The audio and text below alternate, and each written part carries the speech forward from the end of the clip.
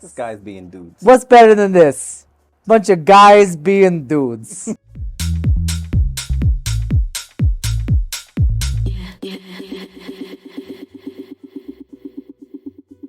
Hey guys, before we start the video, I want to take a moment and thank the sponsor of today's episode, MD Hair.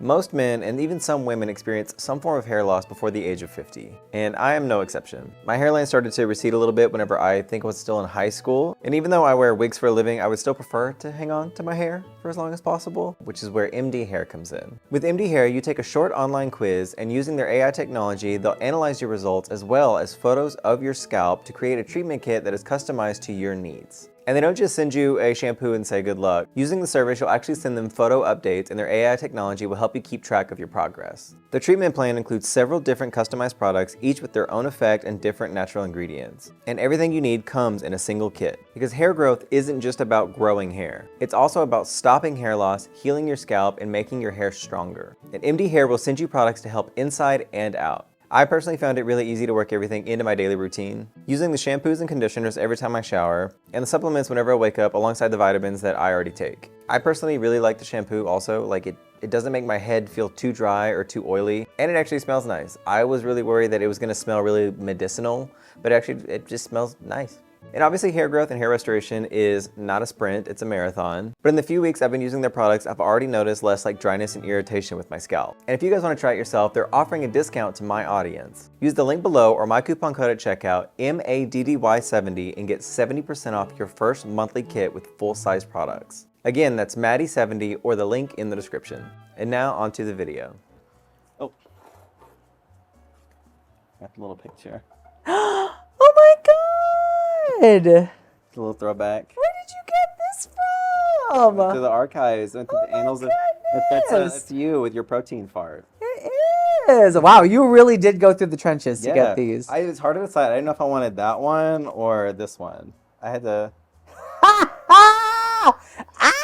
It was a hard choice, but you know. I was 17 when I drew that. That's also what I wanted to look like too, and now I look like... That. Yeah. Definitely. The upper body too is just, it got so much bigger. Mm-hmm. Okay, well, we're gonna jump into the interview now. Best behavior. Yeah, best behavior. Hey guys, welcome back to Give It To Me Straight, the talk show that's been giving early outs more screen time since 2023. And on the show today is the star of season 12, RuPaul's Drag Race, Miss Rock M Sakura. Hi everybody! Maddy, thank you so much for having me on. Thank you for joining me and like help me get into the mug today, into like the look, the full fantasy. Mm-hmm. Yeah, I'm feeling it. It's a lot heavier than I'm accustomed to. I feel like I shoved my face in a cake, but I feel lovely. Yeah, you look really good. This whole pink fantasy is really, really plus. These boots on you are sickening. Show the boots off. These little things. We're They're only for... them. It looks so cartoonish in the wide shot. Imagine this with a 0.5. You should take a 0.5 after this. Mm-hmm. That would be actually really sick. Like a full Y2K 0.5 photo shoot with this look would be everything. I would love that. That's for me later, but today's not about me. Today's about you. Yeah. Yeah. Is it? Yeah. Or is it about kimchi? Are all the questions going to be, why do you look like kimchi? Why did you take her makeup? Is it odd being compared to kimchi all the time? Because I get that all the time. Every interview. Yeah, I would never like make... First question. So you have a makeup line. So we have you on the show right now. We just had Nikki Doll on here, your sister. I didn't even realize whenever I was asking people to come on the show, not only are you season 12 sisters, you're one placement apart. Yeah. But unlike her, you didn't get your own fucking franchise. What is that about? Why didn't you get... Because you are both Filipino and Vietnamese. The difference is, one... I didn't grow up in either of those countries. I grew up here in the States, and I don't speak Filipino or Vietnamese. So I feel like Nikki Doll isn't even really French. So. I don't think so either. No. Have you heard her real accent? Mm-hmm. She's like, oh, I'm from France, y'all. We're from season 12. And then the camera starts rolling, and she goes, oh, hello. She just like lights a cigarette. Can you add a cigarette in post? It is another day in the workroom. Another day in the workroom, and I have... appalled by all of these disgusting wrecks that I see here. But yeah, like she got her own franchise. Like she placed 11th, you placed 12th. Like, why not? You know? I mean, Honestly, I've been wondering that too. At least like a Wipeout season or like a Fear Factor season. Yeah. I would love a franchise where it's like Drag Race girls, but we get put through horrible torture. I think they have a show like that. It's called Drag Race. Well, I was gonna say Dracula, but Oh yeah. yeah, I honestly think like something like physical, because I feel like with someone of you, I think you had some of the most physicality of all the Drag Race contestants. Oh, yeah. I think you would be a prime host for something like that, because if there's anyone that's gonna like throw themselves off a stage or catapult themselves, it'd be you. And so why not? You know? I mean, I would love to have a show where I'm just going to catapult myself off somewhere, but I am this close to fully just breaking into pieces. The other day, I jumped off the stage at Mickey's. The spotlight went right into my eye. I couldn't see the floor. I hit the floor in a split, and I fully felt my spine go just a little bit. I'm this close to a park and bark. You got one more. You got one more in you. I got one more. Yeah. You have to be there. Get your tickets now. Yeah, every death drop could be a real one. And I don't mean a dip. I mean a death drop. Have you ever attempted a dip or a split? I did actually. Not a split. I know my limitations. You attempted a dip though. I attempted not a dip. I attempted a death drop, because it was no dipping involved. Yeah. And like I was so like, I wanted the gag of it, but I also knew that I didn't want to hit my head. So I had this prop. I had this giant prop that was made out of like pool noodles. It was like a peacock feathers made out of like pool noodles and stuff. Oh, so you had padding. Yeah, so like I was doing like a whole bit where like it revealed into that, and then like I pulled it off and like dropped it behind me, and I was doing a little thing, and then I made sure to walk back to it before I did the death drop, so I landed on pool noodles. Did it hurt? Did you feel it the next day? I felt it like in my tailbone area, because that was not on the pool noodles, but my head was fine. Oh yeah. I definitely felt my head hit the pool noodles, so that was a good call on my part, because my home bar was concrete. That would have been my first and last death drop. I mean, I've done death drops in very precarious situations. I've done them on concrete and I've done them bad. I have had the head bounce on the floor, but no one has recorded it. I'm sure if they had, I would have been so embarrassed. I would have stopped doing drag. But as we were saying, Nikki Doll was here recently, and on top of being your season 12 sister, she's also a huge anime fan. Did you know that? So I actually learned that on the show. She was one of the first people to approach me, and she's like, "Oh, your name is Sakura? I love Rock M Sakura." They like we both bonded over my namesake anime, and in the workroom, she was the first person to just be like, "Boom, I'm on your side. Love anime." When we both got eliminated very closely, we were always on the phone together, and she is the biggest anime nerd. More than that, she's a big Final Fantasy nerd. That girl loves a zipper. She loves outfits with zippers. She loves thinking about zippers. She loves being zipped up, zipped down. Final Fantasy and Japanese RPGs are the gateway into homosexuality. You know, like Republicans are Pipeline. yeah. Like it's kind of like the marijuana to full tree. Can I say tree? Bleep it. Yeah, I'll have to bleep it for monetization, but they'll know. Can you say any word and then we'll bleep it? That's any word. Yeah. She said it. I can guarantee it. I can. See, I'll she said it right they'll now. think I actually did, and they'll cancel me anyway. They'll be like, "We didn't see her do it, but with the context, we know she did." Even if you edit your own video. I mean, like whenever I got cast on the season, everyone was assuming I was that kid in high school saying it to everybody. Like, do I look like I was anyone's f***ing bully? Can you imagine me shoving you against a locker? That'd be sickening, No. and I'd be erect. Yeah, I was about to say. Unless Yeah. But speaking of anime, who is like one of your favorite artists? Is it still Kamui Jack? Kamui Jack.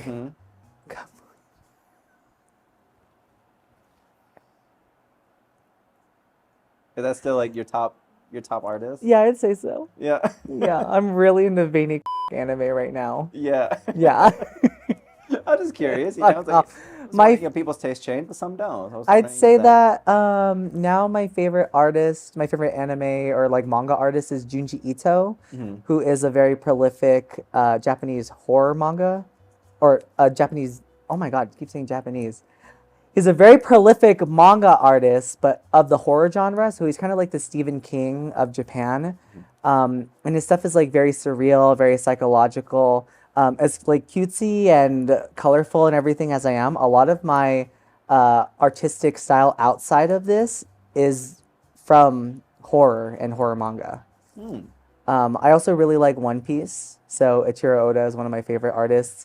His stuff is really goofy. It's really dumb, which is exactly what I like to embody in all of my drag. You're quirky. You're silly.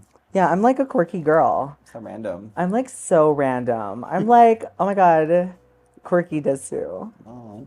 I'm so shy. It's not just your love of anime and like manga, but you're also like an artist yourself. In 2013, you actually started your own like comic book, OTR, Over the Rainbow. But I have searched high and low. I cannot find traces of it. Even the website it was on is like defunct now. It's gone. But with the with the fan base and audience that you've cultivated since then, have you ever thought to re-release it or even continue the series or revamp it?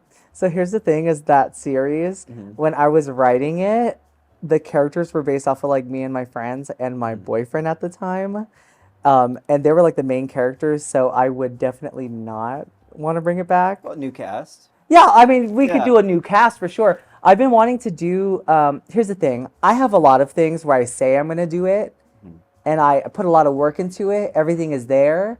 Like, I drafted, I think, over 300 pages for that series. I drafted 300 pages. You're building up to it for a long time. Yeah. Well, that's the thing is, like, before drag, that was my ambition.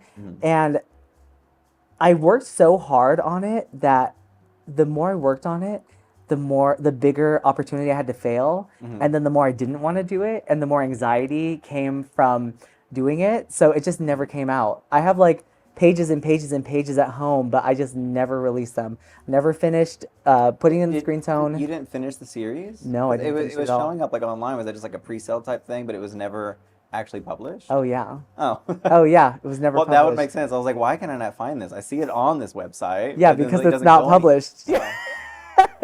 I had like 300 pages and then just nothing. Just don't put it You out. should drop it. Let the people, make them buy it. If I did start working on comics again, I do want to have something I'm more passionate about. That series was more about like mecha, but I would want to do a manga that's based around drag queens that is a shonen battle series because I'm more well versed in drag now and it's something I'm more passionate about.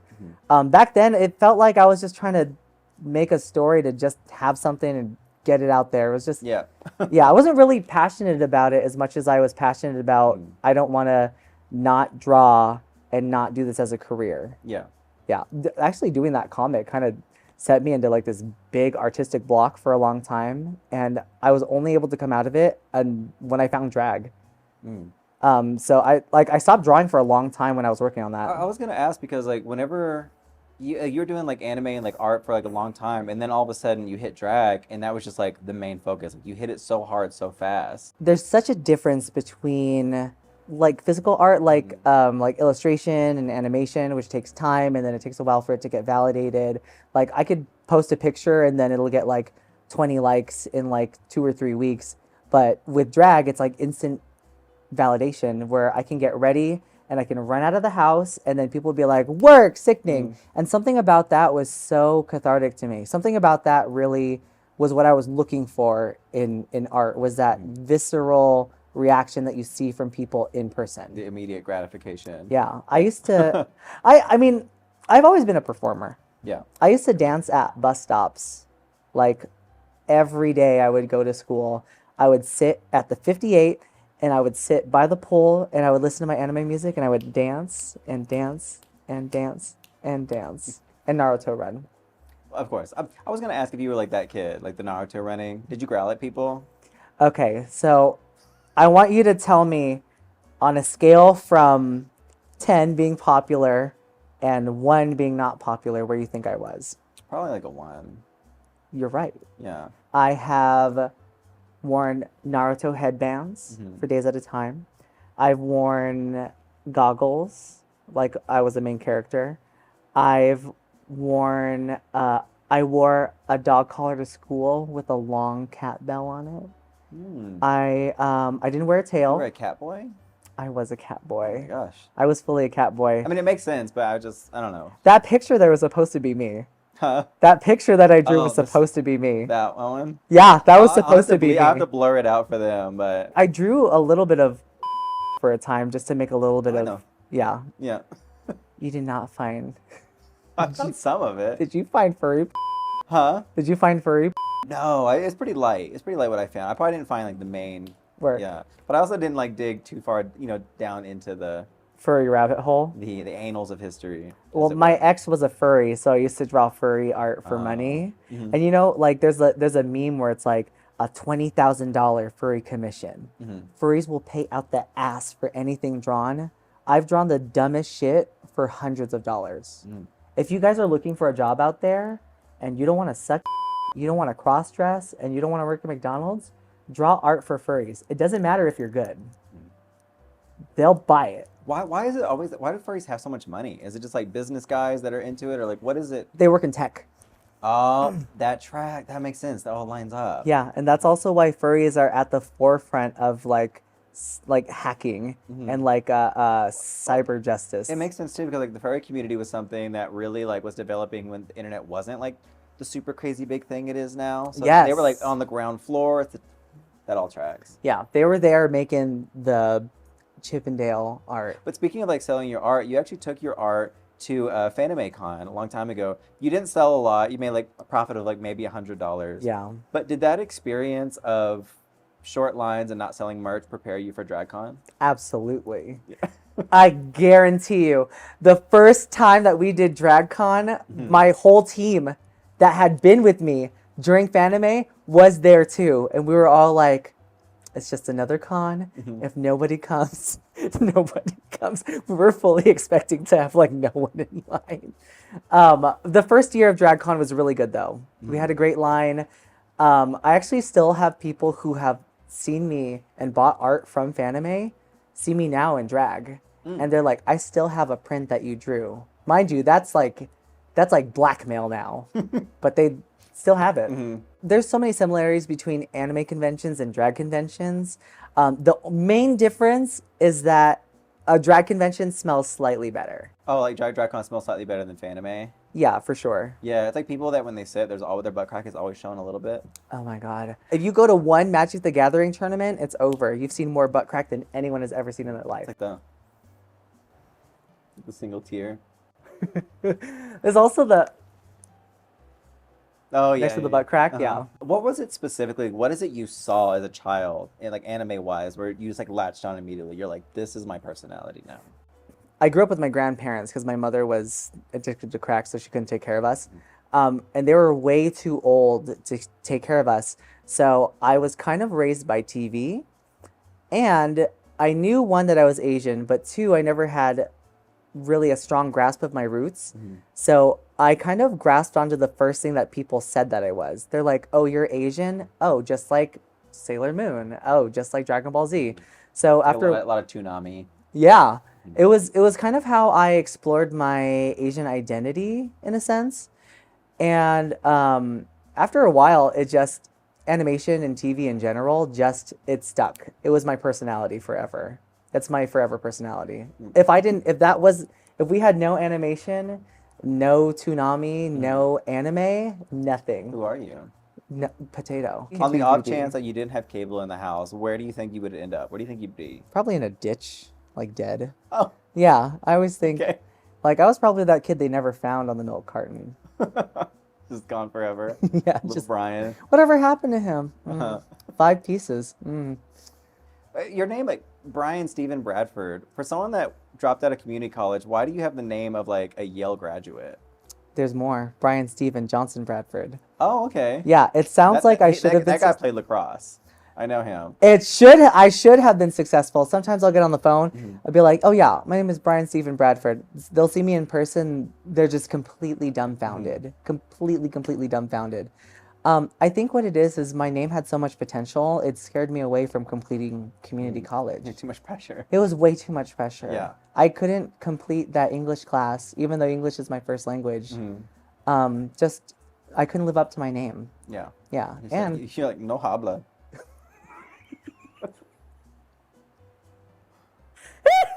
This is why you should have done Drag Race Mexico. Hey, Latina heat, sometimes it's mild. Sometimes it's mild. Sometimes it's Taco Bell mild. Imagine like Untucked, they're drinking Baja Blast. I can imagine that. Are you a Baja Blast girl?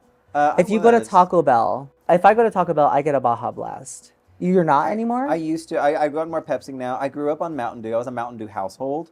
And so I've kind of You like, grew up in Arkansas. yeah, it's just like, I had it too much. I need to See, change. as a child, I grew up poor, but not like white person poor.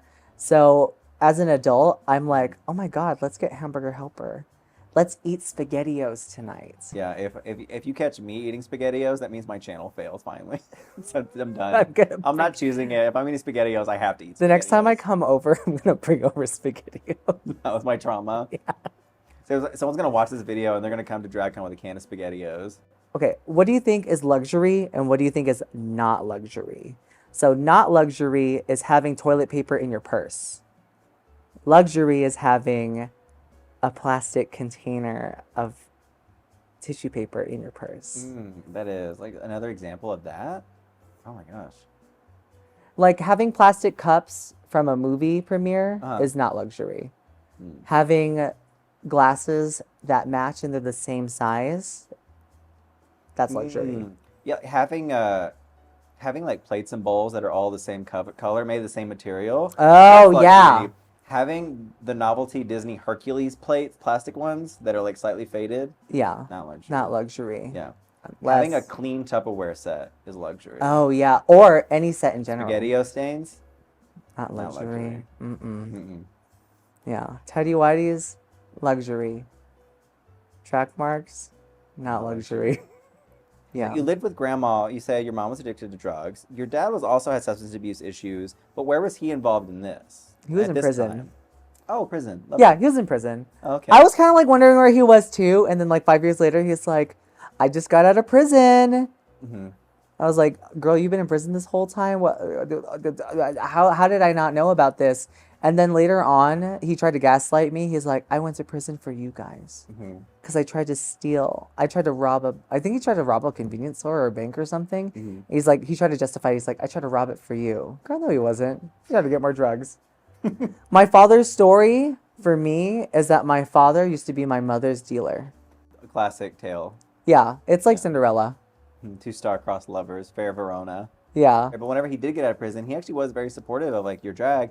He even shared photos of you of like your first time in drag, as minimal and jarring as that was. Do we have pictures of that? I don't on me. I have it like elsewhere. We can put it right here. Should we put it right there? Yeah. It's like you with like the almost no makeup and like the flowers. I look so good. So good. I look so good. Here's what happened. I came home looking like this. My boyfriend I was dating at the time, family didn't know I did drag. I came home looking like this, and the grandpa saw me once, and I was banned from doing drag in the house. For that. For this, mind you. For no makeup and flowers on my titties and a blue wig. So after that, I had to start doing makeup everywhere else. I did them in like Denny's parking lots. I did them in Starbucks, Taco Bells, on the train, in the park. Not anymore. Sometimes I miss it. Was your boyfriend at the time supportive of it? So it was kind of like a... We don't have to talk about it if it's too sensitive. No, it's fine. It was more like I was dating a person who was kind of like, we had been dating so long and then drag came into it. And he had been my number one priority, right? And drag sometimes is like a love letter to yourself where you take precedence over anything else. Your own happiness is something that you strive for. And he wanted to be the baby. And so when Sakura came into it, he wanted to be a baby. He wanted to be a poopy little baby, but Sakura was a bigger baby. I swear I'm not a baby fetishist. But whenever you started drag, like you said, like your drag almost like took like a precedence. You started drag 2014 at the King of Clubs, and whenever you started performing, like I said, you went from what we saw a moment ago, and like to somewhat closer to this, like really fast. Like what was that progression? Like why it accelerated so quickly? So this is why it was important for me to talk about my partner not being super supportive of it. Was I wasn't really in a place where I was artistically free to express myself or free to express myself like very like be very gay. My partner was like very like flexible with his sexuality, was mostly straight. And so I never really got a chance to be openly gay. He had a lot of internal homophobia. So drag was my avenue of really expressing myself. So every time I did it, I made sure that I did it the way that I wanted to, 100%. And ever since I was a child, I never wanted to be a woman. I wanted to be an anime girl, an anime protagonist in the main character of a story, which is why most of the time I wear like pink hair and stuff like that. Keeping with the anime motif, I always like have to have like different colored hair. You have to look like the main character. Exactly. Exactly. Yeah. Well, like you said, like your drag being so inspired by anime, being drawn like anime characters. But before we get on to drag names, I just want to address something. You made a video when season 14 came out, reviewing the drag names of season 14, and you said, and I quote, "I hate it. I fucking hate it." Oh, your I name! hate the name so much. I hate it. What do you have against my name so bad? Your name is Rock. How are you going to read my name? Your name makes no sense out of context, and it's Rock. Look, there's another person named Rock. There's only 2 other people named Rock, okay? For some reason, the metamorphosis concept is so overused by straight people. The whole concept of metamorphosis. For your information, my drag name was not about because I'm like a butterfly. It was because I had like the name Maddy, and I was just like, I just need a pun, and Mediocre was already taken online. Well, I'm glad you didn't do Mediocre, because you would have ended up on Camp Wanakiki. Honestly. It was a decent pun that worked for what I was doing. And I wasn't Maddy Morphosis _1. It's the last name Morphosis. I don't know. It's the whole Maddy Morphosis thing is. It's just funny because you're right here. I'm so sorry. Can I formally apologize to you right here on camera? Not if you don't mean it. Okay, I don't mean it. Yeah.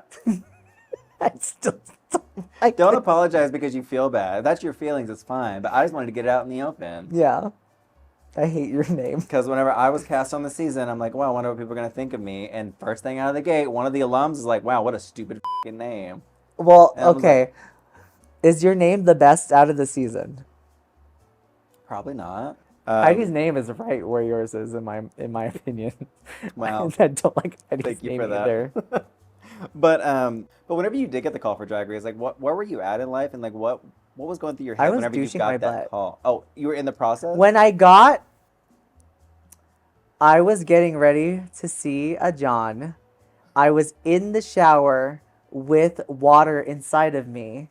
I got the call. It said Delfino Studios. I answer, and they're like, I have some great news for you. And I'm like, I'm getting ready for it. I'm clenching tight. And they go, you're on Drag Race. And I literally shit myself in the shower right there. And I'll never forget that moment. It was equal parts full of shame and full of pride. Yeah. It was the warmest feeling I've had inside in a while. If that moment is not a metaphor for you, I don't know what it is. I don't know either. I could not make this up. Like, it was verbatim. I had, for the last few weeks after I'd done like the psych evaluation and stuff like that, I had my phone next to me. I just had it next to me every minute of every day on the highest volume, just to make sure I didn't miss the call in case there was a call for Drag Race. But regardless, you did make it on Drag Race, and we got to see the full brunt of the personality that is Rock M Sakura. Whenever you came in the workroom, it was probably one of the most exuberant, bombastic entrances we've seen in Drag Race history. What made you decide that I need to go in and go full Rock M? So I've always been the type of person, that's how I normally walk into a room. I've always had that personality. You know that kid that goes to Hot Topic and they're buying the Naruto shirts and it feels like... You were a menace at funerals. Yes, for sure. Like, I would get in the casket. They'd be lowering the body, I'd be like... Yeah. Like anything for the bit. I've always just wanted to like put my best foot forward, and I always think that my energy is my best foot. Whenever you walked in, you like spun on the floor. Was that like... That was a Simpsons reference. Oh, I was gonna ask, like, was that like pre-programmed, or was that raw instinct to do that? Oh, I totally programmed that. I totally was like, I'm gonna roll on the floor. I'm gonna go whoop, whoop, whoop, whoop, whoop, whoop. My original line, which they told me that I couldn't do, was I was like, y'all are gonna regret passing me through psych eval, and then I was gonna run around on the floor, and then they told me I couldn't do that. My secondary line, which they also said no to, was I was gonna walk in and go, once I put a cucumber up my butt, and it came out a pickle. But they said I couldn't do that, so we had to come up with the. My line was, "All tuck and no play makes Rocco the crazy bitch." That was that we came up with like 30 seconds before I went out. But it was still fun. All I had to do was scream and roll around the floor. That was the main thing. But despite your very brief time on the season, do you have any regrets for the way like you portrayed yourself? You know what? In retrospect, when I was there, I kind of wish I hadn't been so much of a crybaby, and I wish that I had. I mean, it looked like I was having fun, but a lot of times behind the camera, I was like very anxious. I was very sad. In retrospect, though, watching it, I wouldn't change anything. Maybe my placement, whatever. But what I have now from the show, from what I've displayed, my personality, people still message me and say that they've been sad that I've left, that my personality cheered them up. So no, I don't think I would change anything. Yeah. You didn't get your own franchise, but you made moments for other people. I did, yeah. Yeah. I made moments for Nikki. You know what? I'm the reason why she has that show. Yeah. I can speak French too. I just chose not to. You know what? Yeah. Probably speak it better than her. No, we got to let her keep her show. Yeah. How do you say ménage à toi? It's already a French word, Cezanne. Did somebody say crepe? That's the voice I always do for Nikki. And I didn't realize that it was from Most Popular Girls in High School until like 3 weeks ago. It's just in like the crevices of your brain. It just comes out whenever you see her. It's that, and it's also from SpongeBob too. And from Quebec. And from Quebec. Do you regret writing one of the longest mirror messages in Drag Race history? Oh my God. Do you have it written down? I didn't write it down on my cards because I only have so much space on here, but I can tell you it was 55 words and a heart. 55 words and a heart. With lipstick. And then at the very end, when I finished the heart, I burnt my wrist on the light bulbs because they had been on so long because I was writing the whole time. As someone that wrote a mirror message, like I didn't have a preconceived like idea of what I was gonna write, so I was like, let me just put something quick on here, something short, because writing with lipstick is like sucks. It's hard, it's difficult. I broke the lipstick the first time I did it. I had to get another one. You wrote so much. Well, I broke the first one, and then I said, all right, I don't know whose lipstick this is, but I'm gonna use it. So I just pulled one off the table. Why did you not just be like, it's been real, love, bye? Like, why did you write a fucking essay? There was another reason too. If to make them clean it.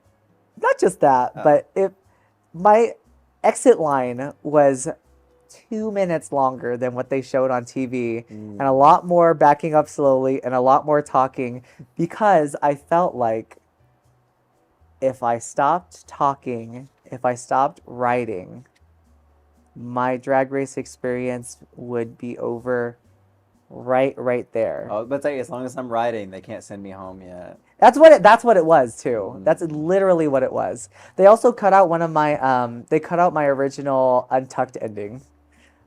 They used my second one. The original one that I had was we get into the car and I'm like, remember, every time you fart, that's just me saying I love you. And then we drive and we get to almost into the parking lot, and then I faked having a panic attack. I went, hold on, stop the car right now.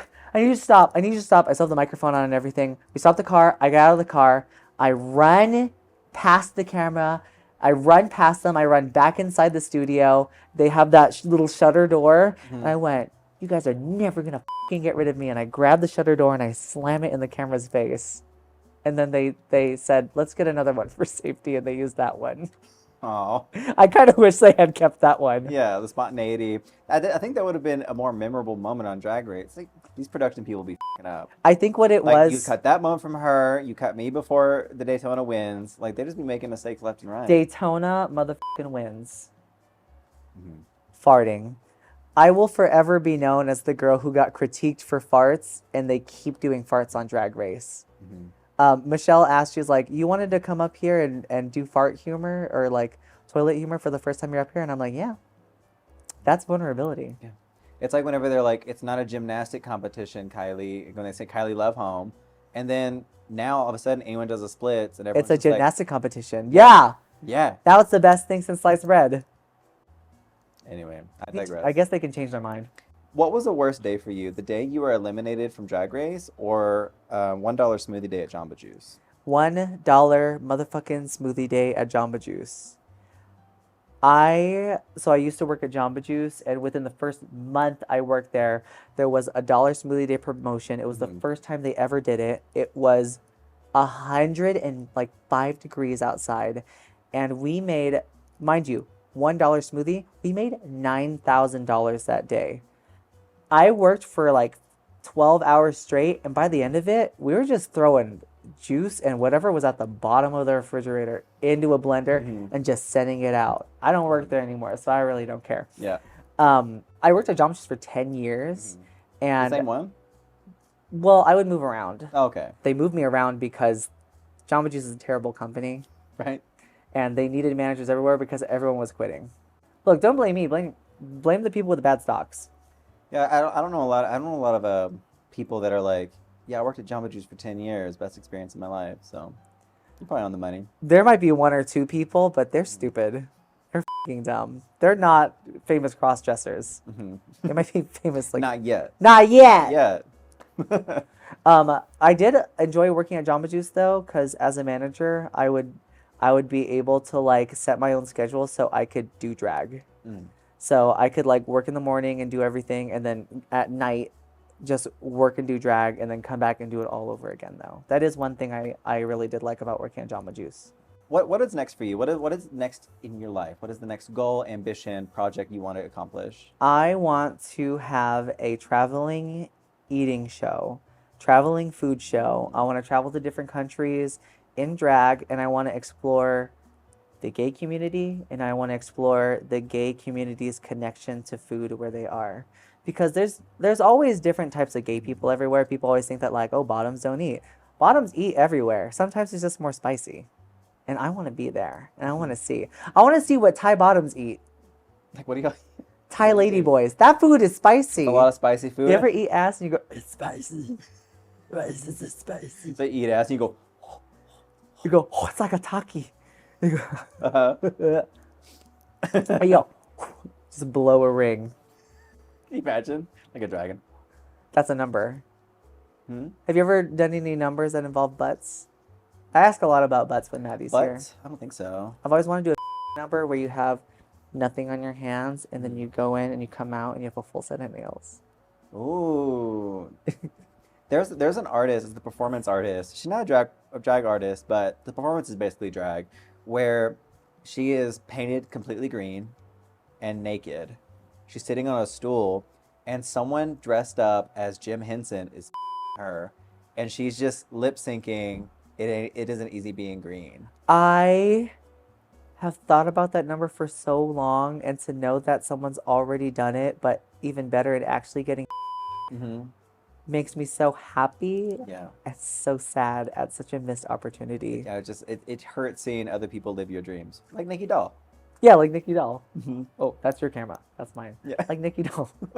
And I can't get either. How do you say la vie? See, if she ever said that, I would die laughing. You mentioned briefly doing like escort work, and I want to talk about that a little bit more, but because of YouTube monetization, I don't think we can talk about that and a lot of the details about it without getting demonetized. So we're going to make a separate video. If you want to click the link there, it'll take you to a place where you can watch the video, probably ad-free, but either way, so you guys can experience the conversation and I can still pay my bills. But yeah, it's definitely a fun conversation. Definitely want to share with you guys the history, the story. If I had to hear it, you have to hear it too. Exactly. Yeah. Well, unfortunately, that's the last of my cards and the last bit of time we have today. But before we go, I have something I want to give you. Just as a gift, if you don't You're mind. gonna kick me? Yeah, just like, Is it this would murder somebody. Is it syphilis? Because I had that in Australia last year. No, not this time. Not this time. Okay. If you look back on those pictures, that's why my hair is falling out. The more you know. As a thank you for coming on such short notice, I wanted to give you a gift. It literally came in like just now. That's why you went down to go get it. That's what I went down to go to get. If you would explain to the audience, just for me though, the significance of this, what it means, and why it's so important. So this is actually Sakura Kinomoto from Cardcaptor Sakura, and she is my namesake. So lots of people think that Sakura is like a reference to Japanese cherry blossoms, which it kind of is. I usually wear a lot of pink hair, but it's mostly based on her because she wears like when she's out like doing her magical girl thing, she wears different outfits just like a drag queen, and I love her motto, which I try to do whenever I'm in drag, which Is is it all like, tuck and no play makes yeah, that Sakura one. a crazy bitch? No, her thing is she loves to spread kindness and spread love, and also her mantra is I'll definitely be okay.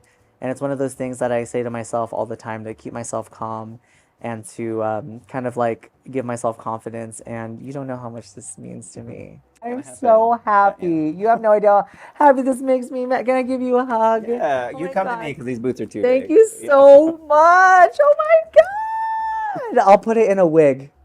I don't know why I've been sitting across you this whole time. My brain didn't even process that your hat was full of figurines. Yeah, I made a bunch of these because Patreon wanted me to do this like nostalgia project, and I was like, I'm just gonna do a doll wig.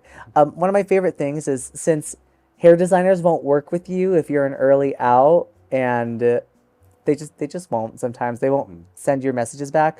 I've been making my own hair, and I'll just do it out of wood glue and hot glue, and it's a $40 wig with whatever shit you have, and it looks great. Yeah, well, now you have one more to add to the collection. I'm so happy, Maddy. Thank you. And with the gift giving, we sign off for this episode. Thank you all so much for tuning in. Rockin', where can people find you? What do you have going on? You guys, if you want to find me anywhere on social media, it is at Rock M Sakura. I'm on YouTube, Twitter, Instagram, TikTok, Threads, and of course, if you want your own Rock M Sakura merch that is drawn by yours truly, you can go to rockmsakura.com. And you can also purchase like her cameos. I would highly recommend them. They are very reasonably priced. Yes. And I have witnessed her film a cameo firsthand. She goes all out for no fucking reason. Someone's like, can you send me a message, happy birthday? And she puts the phone against the wall, goes on the other side of the room, and like run crawls and like, happy birthday. I love doing that one so much. The most for no reason. So much. Would highly recommend. Yes, please. But yeah. But until next time, thank you so much for watching. Join us next time whenever we have somebody else. And yeah, till then. Bye, guys. Bye, guys. Oh my God, I'm so happy. You have no idea.